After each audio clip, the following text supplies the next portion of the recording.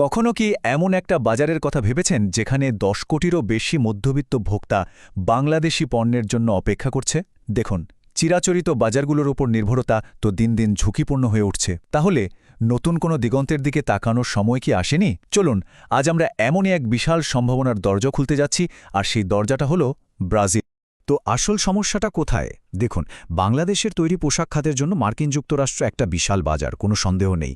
কিন্তু সেখানে রপ্তানির ওপর শুল্ক দিতে হচ্ছে ৩৭% পর্যন্ত। এইরকম চড়া শুল্ক আর শুধু একটা বাজারের ওপর অতিরিক্ত নির্ভরতা, দুটো মিলিয়ে বাংলাদেশি রপ্তানিকারকদের জন্য কিন্তু এটা একটা বড় চ্যালেঞ্জ। তাই বাজারের বৈচিত্র্য আনা এখন আর শুধু একটা কৌশল না, এটা টিকে থাকার প্রশ্ন হয়ে দাঁড়িয়েছে। আর ঠিক এইখানেই সুযোগটা লুকিয়ে আছে। একদিকে যখন পুরনো বাজারের চ্যালেঞ্জ বাড়ছে, ঠিক তখনই অন্যদিকে ব্রাজিলে ১০ কোটিরও বেশি মধ্যবিত্ত ভোক্তা তৈরি হয়েছে, যাদের ক্রয়ক্ষমতা বাড়ছে আর নতুন নতুন পণ্যের চাহিদাও বাড়ছে।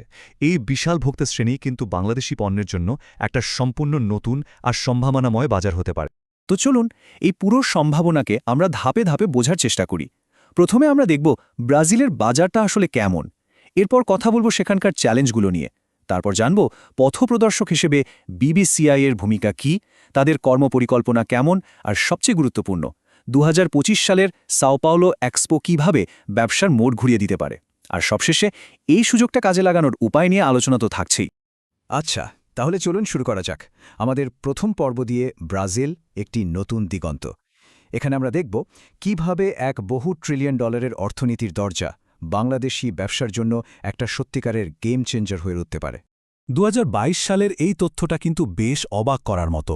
ভাবুন একবার, ব্রাজিল বাংলাদেশে $২.৩৫ বিলিয়ন পণ্য রপ্তানি করেছে, অথচ বাংলাদেশ ব্রাজিলে রপ্তানি করতে পেরেছে মাত্র $১৭৮ মিলিয়ন পণ্য। এই যে বিশাল একটা বাণিজ্য ঘাটতি, এটাই আসলে একটা লুকানোর সুযোগ।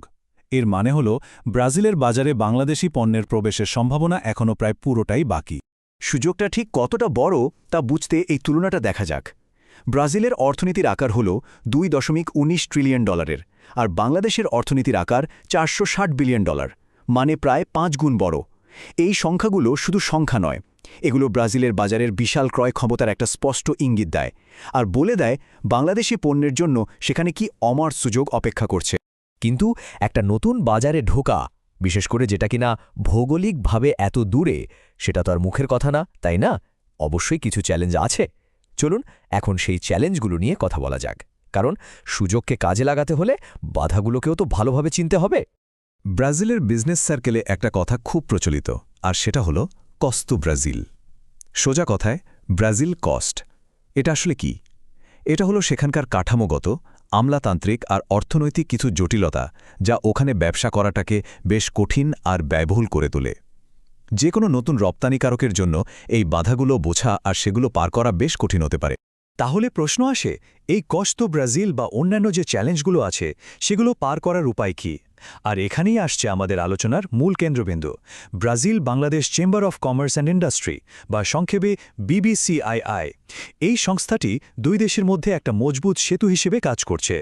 বিবিসিআইয়ের মূল কাজটাই হল দুই দেশের মধ্যে ব্যবসা বাণিজ্যের পথটাকে যতটা সম্ভব সহজ আর মসৃণ করে দেওয়া।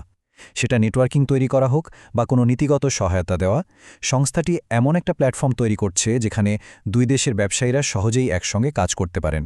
বিবিসিআই আসলে একটি দ্বিপাক্ষিক চেম্বার অফ কমার্স। এখন অনেকেই হয়তো ভাবছেন, এই জিনিসটা আসলে কি? সহজ করে বললে, এটা এমন একটা বিশেষায়িত সংস্থা যার একমাত্র ফোকাস হল শুধু দুটো নির্দিষ্ট দেশের মধ্যে অর্থনৈতিক সম্পর্ককে আরও মজবুত করা। এটা সরকারি আর বেসরকারি খাতের মধ্যে একটা সেতুর মতো কাজ করে, আর ব্যবসার জন্য প্রয়োজনীয় প্রাতিষ্ঠানিক সাপোর্ট নিশ্চিত করে। তো চলুন এখন দেখি বিবিসিআই ঠিক কি কি উপায়ে বাংলাদেশি ব্যবসায়ীদের সাহায্য করে। তাদের একটা খুব গোছানো কর্মপরিকল্পনা আছে, যা নতুন বাজারে ঢোকার প্রত্যেকটা ধাপে কাজে আসে। তাদের কাজগুলো কয়েকটা গুরুত্বপূর্ণ ভাগে করা হয়। যেমন ধরুন, তারা ব্রাজিলের বাজার নিয়ে সঠিক তথ্য আর বিশ্লেষণ দিয়ে সাহায্য করে, সঠিক ক্রেতা খুঁজে পেতে বিটুবি ম্যাচ মেকিংয়ের ব্যবস্থা করে দেয়, আবার বাণিজ্যিক বাধা দূর করতে সরকারের সাথে অ্যাডভোকেসির মাধ্যমেও কাজ করে।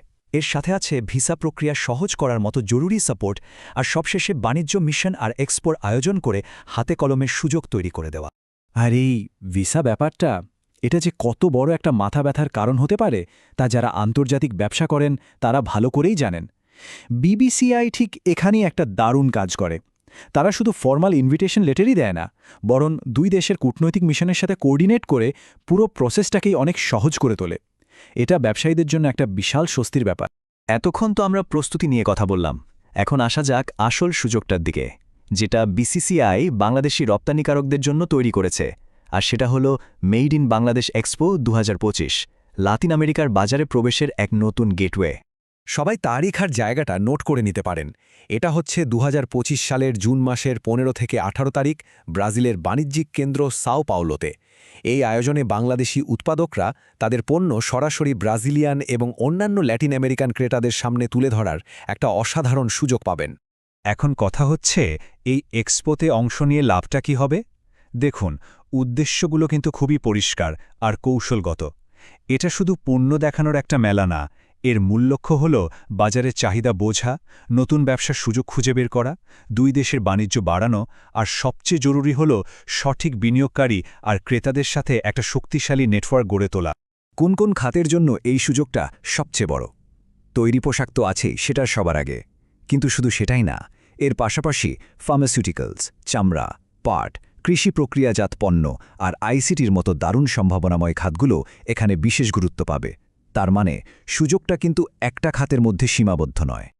আচ্ছা, এখন সবচেয়ে জরুরি প্রশ্নটা হলো, এখানে অংশ নেওয়ার উপায় কি? দেখুন, দুটো অপশন আছে। যারা নিজেদের পণ্য সরাসরি প্রদর্শন করতে চান, তারা $4000 ফিতে একটা স্টল নিতে পারেন। এই প্যাকেজে দুজন প্রতিনিধি অংশ নিতে পারবেন। আর যারা আমদানিকারক হিসেবে বা শুধু B2B মিটিং করার জন্য যেতে চান, তাদের জন্য ফি হল $1000। এই বিনিয়োগের বিনিময়ে যে ব্যবসায়িক লাভের সম্ভাবনা, সেটা কিন্তু বিশাল। আরেকটা খুব জরুরি খবর আছে। যারা অংশগ্রহণের কথা ভাবছেন, তাদের জন্য একটা দারুণ খবর হলো রেজিস্ট্রেশনের ডেডলাইন বাড়ানো হয়েছে। নতুন শেষ তারিখ হল 31শে মার্চ 2025। তার মানে সিদ্ধান্ত নেওয়ার জন্য আরও কিছুটা সময় পাওয়া গেল, তবে হাতে কিন্তু খুব বেশি সময় নেই। তো এতক্ষণ ধরে আমরা যে বিশাল সুযোগ আর এগোনোর পথটা দেখলাম, এখন সময় হল সেই অনুযায়ী চূড়ান্ত সিদ্ধান্তটা নেওয়ার। এই পুরো ব্যাপারটাকে বিসিসিআই এর নেতৃত্ব খুব সুন্দর একটা কথায় তুলে ধরেছেন। তারা বিশ্বাস করেন যে এই উদ্যোগটা দুই দেশের মধ্যে অর্থনৈতিক উন্নয়নের একটা নতুন দরজা খুলে দেবে। এটা শুধু একটা বাণিজ্যিক লেনদেন নয়, এটা একটা দীর্ঘমেয়াদী অংশীদারিত্বের শুরু। যারা এই সুযোগটা নিয়ে আরও বিস্তারিত জানতে চান বা এক্সপোতে অংশ নিতে আগ্রহী, তারা সরাসরি বিবিসিআইয়ের সাথে যোগাযোগ করতে পারেন। তাদের সব যোগাযোগের তথ্য, ইমেল, ফোন নম্বর এবং অফিসের ঠিকানা এখন স্ক্রিনে দেওয়া আছে। তো সবশেষে একটাই প্রশ্ন রেখে যাচ্ছি, বিশ্ব বাণিজ্যের এই যে পরিবর্তিত প্রেক্ষাপট, যেখানে নতুন বাজার খোঁজাটা এত জরুরি হয়ে পড়েছে, সেখানে বাংলাদেশি ব্যবসার জন্য পরবর্তী বড় অধ্যায়টা কি সত্যি ব্রাজিল হতে পারে? এর উত্তরটা কিন্তু প্রত্যেক ব্যবসায়ীকে নিজের মতো করে খুঁজে বের করতে হবে।